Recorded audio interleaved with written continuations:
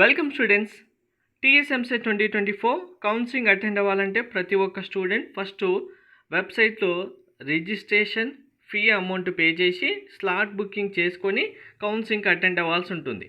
So ఇందులో important steps కనుక చూస్తే మీకు క్లియర్గా వెబ్సైట్లో కూడా ఇచ్చారు కదా, ఒకసారి క్లారిటీగా చూడండి. ప్రాసెసింగ్ ఫీ ఆన్లైన్లో పే చేయాలి. ఇక్కడ పే చేస్తున్న టైంలో రిజిస్ట్రేషన్ చేసే టైంలో మీకు ఫీ రింబర్స్మెంట్ నో అని రావచ్చు.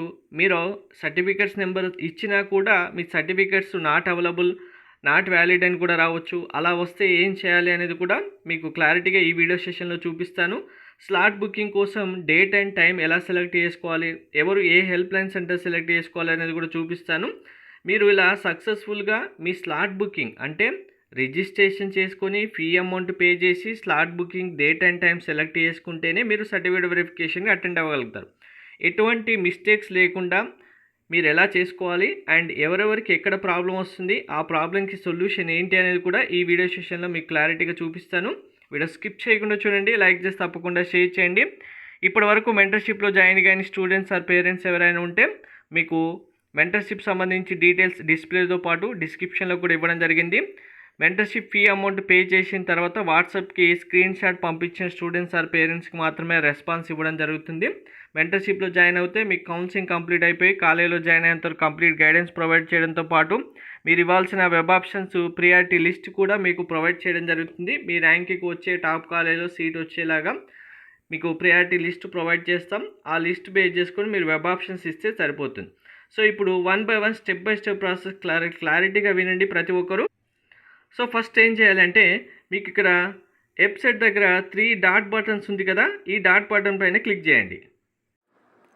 క్లిక్ చేసిన వెంటనే మీకు ఇలా 5 ఆప్షన్స్ డిస్ప్లే వస్తాయి చూడండి. ఇందులో ఫస్ట్ పే ప్రాసెసింగ్ ఫీ అనే ఆప్షన్ ఉంది కదా, దీనిపైన క్లిక్ చేయండి. నెక్స్ట్ స్క్రీన్లో మీకు hall ticket number, me registration number, date of birth, enter image value అంటే ఇక్కడ 0N31S అని ఉంది కదా, ఇలా మీకు వచ్చిన డిస్ప్లేలో ఏదైతే నెంబర్ ఇక్కడ ఉంటుందో ఇమేజ్ వాల్యూ అది ఇక్కడ ఎంటర్ చేయాలి. ఎంటర్ చేసిన తర్వాత పే ఫీ ఆన్లైన్ అని క్లిక్ చేయాలి. మీకు హాల్ టికెట్ నెంబర్ అందరికీ తెలుసు, ఎంసెట్ ర్యాంక్ కార్డులో కూడా ఉంటుంది. రిజిస్ట్రేషన్ నెంబర్ కూడా మీకు హాల్ టికెట్లోనే రిజిస్ట్రేషన్ నెంబర్ కూడా ఉంటుంది. ఆ 2 నెంబర్స్ ఎంటర్ చేసి date of birth, image value enter చేసి పే ఫీ ఆన్లైన్ పైన క్లిక్ చేయండి. క్లిక్ చేసిన వెంటనే మీకు మీ బేసిక్ డీటెయిల్స్తో పాటు మీ యొక్క ఇన్ఫర్మేషన్ కూడా డిస్ప్లే వస్తుంది చూడండి. ఇందులో మీకు మీ క్యాస్ట్, మీ యొక్క ఇయర్ ఆఫ్ పాసింగ్, కంప్లీట్ డీటెయిల్స్తో పాటు ఇక్కడ అందరూ చూడాల్సింది ఒక మంచి విషయం ఉంది చూడండి.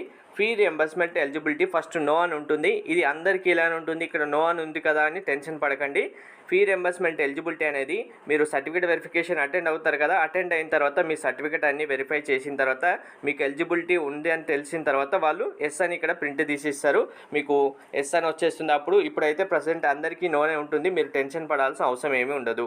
నెక్స్ట్ ఎలిజిబిలిటీ సంబంధించి స్పెషల్ కేటగిరీ స్టూడెంట్స్ మీరు ఆల్రెడీ ఎస్ అని ఇచ్చారా నో అని ఇచ్చారా డిస్ప్లే వస్తుంది. ఒకవేళ ప్రీవియస్గా నో అని ఇచ్చుంటే ఇప్పుడు మళ్ళీ మీరు డైరెక్ట్గా హెల్ప్ లైన్ సెంటర్స్కి వెళ్తే వాళ్ళు ఎస్ అని చేసిస్తారు, మీ సర్టిఫికేట్ వెరిఫికేషన్ అయిపోతుంది. మెయిన్ ఇంపార్టెంట్ డీటెయిల్స్ ఇక్కడ చూడండి.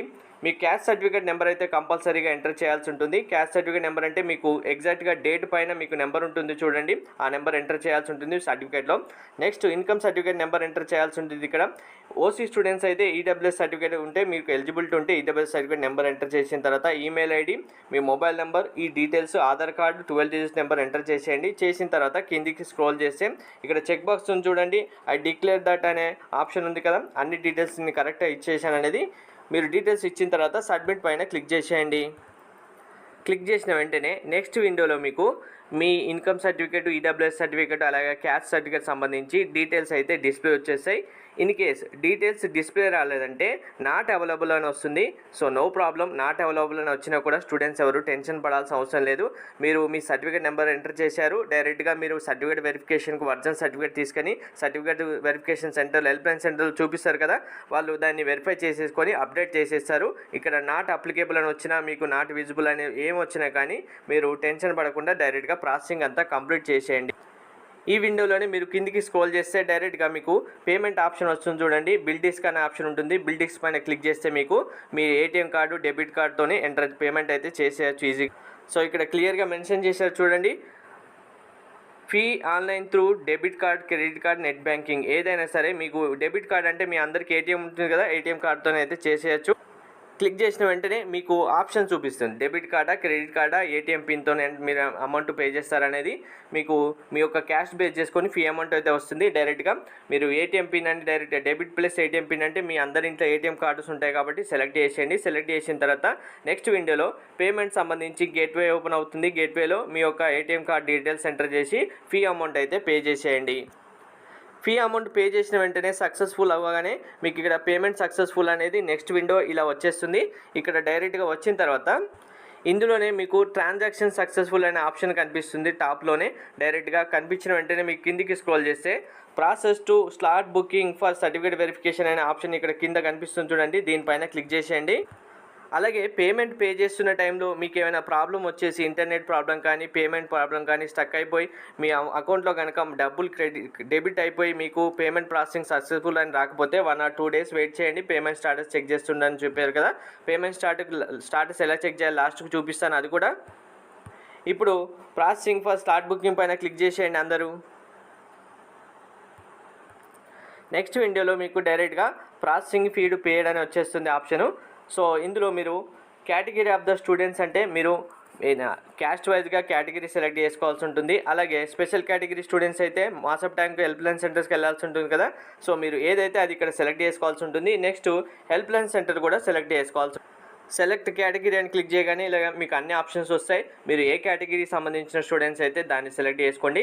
లేదు మాకు స్పెషల్ కేటగిరీస్ ఏం లేదంటే డైరెక్ట్గా ఆల్ అని సెలెక్ట్ చేసేసుకుంటే మీకు near by help line centres list ఇచ్చాం కదా, ఆ లిస్ట్లో నుంచి మీరు ఏదైనా ఒకటి మీరు మళ్ళీ సెలెక్ట్ చేసుకోవాల్సి ఉంటుంది. లిస్ట్ మీకు డిస్క్రిప్షన్లో లింక్ ఇస్తాను, మళ్ళీ ఒకసారి చూసుకోండి. కేటగిరీ సెలెక్ట్ చేసేసాం. నెక్స్ట్ హెల్ప్ లైన్ సెంటర్స్ లిస్ట్లో ఉన్నది మీకు నియర్ బై ఏదైతే ఉంటుందో ఆ డేట్ ప్రకారం వాటిని అయితే ఇందులో డైరెక్ట్గా ఇక్కడ బాక్సెస్ ఉన్నాయి కదా, దీనిపైన క్లిక్ చేస్తే హెల్ప్ లైన్ సెంటర్ సెలెక్ట్ అవుతుంది. నెక్స్ట్ ఇలా మీకు క్యాలెండర్ డిస్ప్లే అవడంతో పాటు టైమింగ్ కూడా డిస్ప్లే అవుతుంది. మీరు ఫస్ట్ డేట్ సెలెక్ట్ చేసుకోండి. వెరిఫికేషన్ ఏ డేట్ రోజు వెళ్తారు. మనకు 29th నుంచి July 6th వరకు డేట్ ఇచ్చారు కాబట్టి మీకు కావాల్సిన డేట్, మీకు అవైలబుల్గా ఉన్న డేట్ ఏదైతే ఉంటుందో ఆ డేట్ సెలెక్ట్ చేసిన వెంటనే మీకు ఇలా టైమింగ్స్ అవైలబుల్ స్లాట్ అనేది డిస్ప్లే అవుతుంది. స్లాట్ అంటే ఏంటంటే ప్రతి హాఫ్ అన్ అవర్కి 10 members 20 members స్టూడెంట్స్ అనేది ఆ హెల్ప్ లైన్ సెంటర్స్ బేస్ చేసుకుని వాళ్ళ కౌంట్ ఉంటుంది. సో ఇక్కడ మీకు ఏదైతే టైం అవైలబుల్ ఉంటుందో ఆ టైం పైన క్లిక్ చేసుకుంటే మీరు ఆ డేట్ రోజు ఆ టైం రోజు హెల్ప్ లైన్ సెంటర్స్కి వెళ్ళాల్సి ఉంటుంది.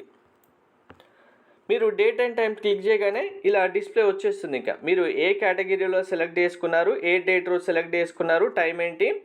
సో ఇక్కడ ఎస్ అనే బటన్ ఉంది కదా, మీరు ఒకవేళ మొబైల్లో చేస్తున్న స్టూడెంట్ అయితే మొబైల్లో మీరు డెస్క్టాప్ మోడ్ ఆన్ చేసి మొబైల్ రొటేట్ చేస్తే ఈ ఎస్ అనే బటన్ క్లిక్ అవుతుంది. మిగిలిన ల్యాప్టాప్ ట్యాబ్లో చేస్తే మాత్రం ఆటోమేటిక్గా వచ్చేస్తుంది, ఏ ప్రాబ్లం ఉండదు. ఇన్ కేస్ ఎవరికైనా ఎస్ అనే బటన్ క్లిక్ అవ్వట్లేదంటే 2-3 times ట్రై చేయండి. క్లిక్ చేస్తూ ఉంటే అదే ఓకే అవుతుంది. ఎస్ పైన క్లిక్ చేసిన వెంటనే మీ మొబైల్కి మీ slot booking date and time కూడా రావడం జరుగుతుంది. దాని తర్వాత ఎవరికైనా ఫీ పేమెంట్ ఫెయిల్ అయినా మీకు స్లాట్ బుకింగ్ సంబంధించి స్లాట్ బుకింగ్ స్లిప్ రాకపోయినా ఎలా డౌన్లోడ్ చేసుకోవాలి, ఎలా వెరిఫై చేసుకోవాలి అంటే ఇన్ కేస్ మీకు పేమెంట్ ఫెయిల్ అయిందనుకోండి, వ్యూ వెరిఫై పేమెంట్ స్టాటస్ పైన క్లిక్ చేయండి. మీ అకౌంట్లో మనీ డెబిట్ అయిందా లేదా చూసుకోండి. డెబిట్ అయింది, ఇక్కడ పేమెంట్ ఫెయిల్ అయిందంటే లేదు పెండింగ్లో ఉందంటే కనుక స్టాటస్లో మీరు 1 day వరకు కూడా వెయిట్ చేయాల్సి ఉంటుంది. పెండింగ్ అన్న ఉన్న వాళ్ళకి కంప్లీట్గా మళ్ళీ స్టాటస్ అనేది కంప్లీటెడ్ అని వస్తుంది. వచ్చేంత వరకు వెయిట్ చేసి ఆ తర్వాత స్లాట్ బుకింగ్ చేసుకోవాలి. స్టాటస్ పైన క్లిక్ చేయగానే మీ డీటెయిల్స్ ఎంటర్ చేసి ఇలా వెరిఫై పేమెంట్స్ ట్రాన్సాక్షన్ అని క్లిక్ చేస్తే మీకు మీ ట్రాన్సాక్షన్ కంప్లీట్ అయిందా, పెండింగ్లో ఉందా, ఫెయిల్ అయిందా అని వస్తుంది. పెండింగ్లో ఉంటే వెయిట్ చేయండి, ఫెయిల్ అవుతే మళ్ళీ పే చేయాల్సి ఉంటుంది. ఫెయిల్ అయితే కనుక మీ అమౌంట్ మీకు రిటర్న్ వచ్చేస్తుంది.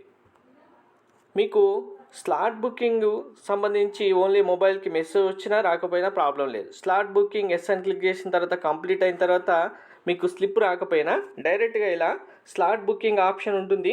దీనిపైన క్లిక్ చేస్తే మళ్ళీ హోమ్ బటన్ దగ్గర 3 dot బటన్ క్లిక్ చేస్తే మళ్ళీ స్లాట్ బుకింగ్ ఆప్షన్ ఉంటుంది. దీనిపైన క్లిక్ చేస్తే మీ డీటెయిల్స్ ఎంటర్ చేశారనుకోండి, స్లాట్ బుకింగ్ సంబంధించిన స్లిప్ వస్తుంది.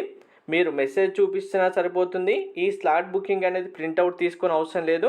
జస్ట్ మొబైల్లో మీరు సేవ్ చేసుకున్న కాపీ చూపించినా స్క్రీన్ షాట్ చూపించినా కానీ మీకు స్లాట్ బుకింగ్ అయిన స్టూడెంట్స్ అందరికీ వెరిఫికేషన్ కంప్లీట్ చేస్తారు. అందులో ఎటువంటి ప్రాబ్లం అయితే ఉండదు. ఇలా మీ registration, slot booking, fee payments complete చేసి వెరిఫికేషన్కి అటెండ్ అవ్వండి. వెరిఫికేషన్కి డాక్యుమెంట్స్ అనేవి డిస్క్రిప్షన్లో ఇచ్చాను, మళ్ళీ ఒకసారి వెరిఫై చేసుకోండి క్లియర్గా. Thank you.